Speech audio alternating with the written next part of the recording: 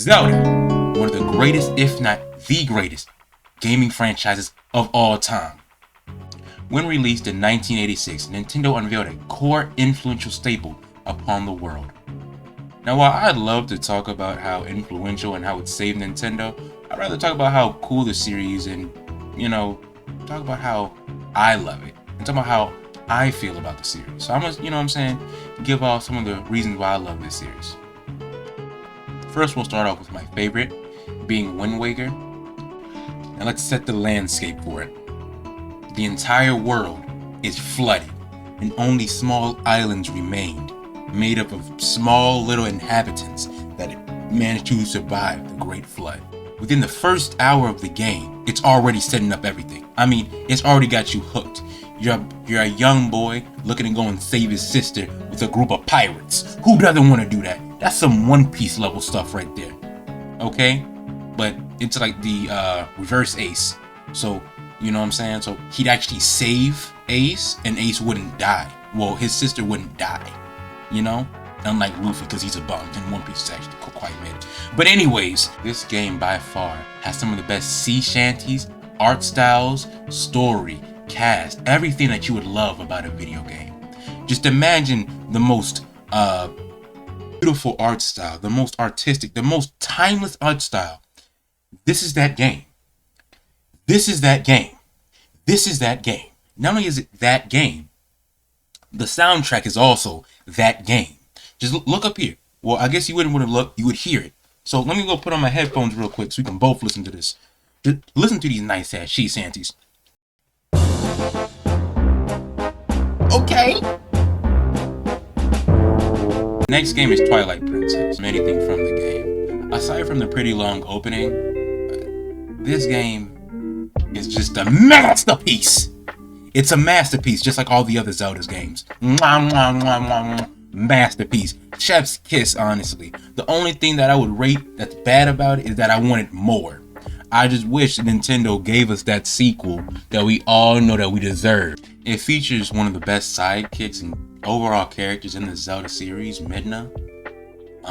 A lot of the game takes place with her having this whole character development of her, from becoming this egotistical gremlin to this selfless being who actually wants to help Link. I played this game also on the fucking Wii, so it was a pretty cool experience. I will say that when I found out that the game was actually completely mirrored, so whenever I looked up on YouTube for guides, they would all be Wii U or either be Wii U or they would be GameCube.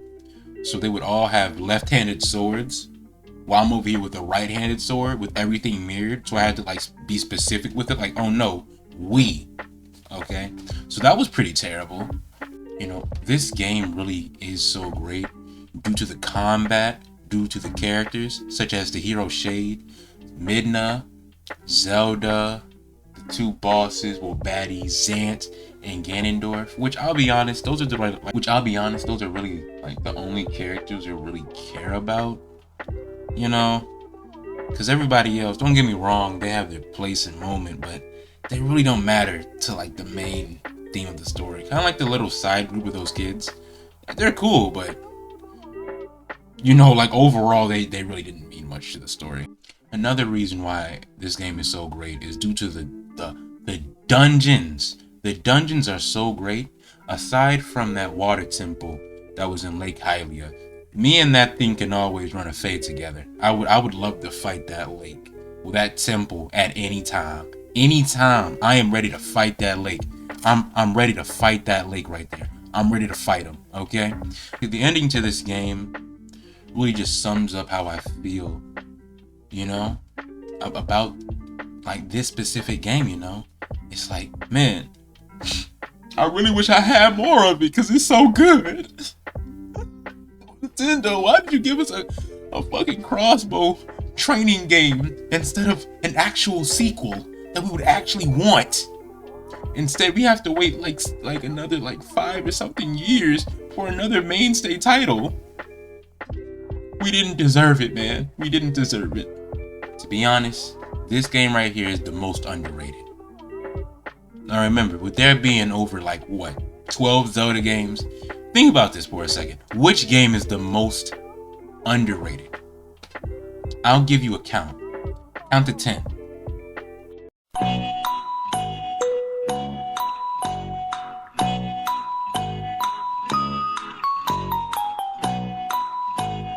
I'm counting.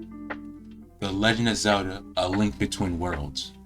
By far one of the most underappreciated pieces of art in this day and age. The only reason why people haven't played this is because it was on the only reason why people haven't played this game is simply due to it being on the 3DS.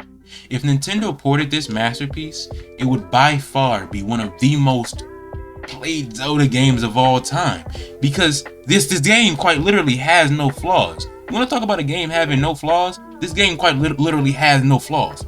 Yes, quite literally, if they just ported it to the Nintendo Switch, this game would give the love and recognition that it deserves. This game has a 91 on Metacritic. You know how delusional you gotta be to give this game, this masterpiece right here, this masterpiece,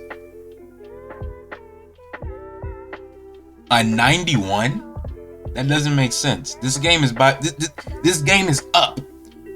I'm saying raise it up to the highest level you can possibly be. Y'all have all been waiting for this one, okay? Because it's basically like the end of the video, and I didn't want to keep you guys waiting. The game that revolutionized the industry, the game that made Zelda what it is known to be as today, the game that everybody grew up playing, The Legend of Zelda: The Adventure of Link, also known as, wait a minute, now where are y'all going? What, you expected Ocarina of Time, Majora's Mask, Breath of the Wild? I'm sorry, but while those games are very much influential, they're not as influential as, you know, The Adventure of Link, okay? Now, let me list off some of the reasons why this game should be held up to the high standard that it is.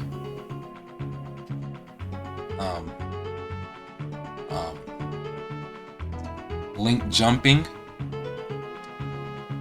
Think about that. Link has its own jumping option. That game, that feature quite literally didn't exist until that, and then Breath of the Wild.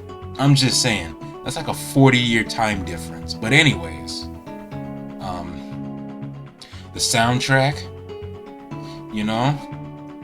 just put on the music. I might get copyright claim for this, but so what? Dark Link.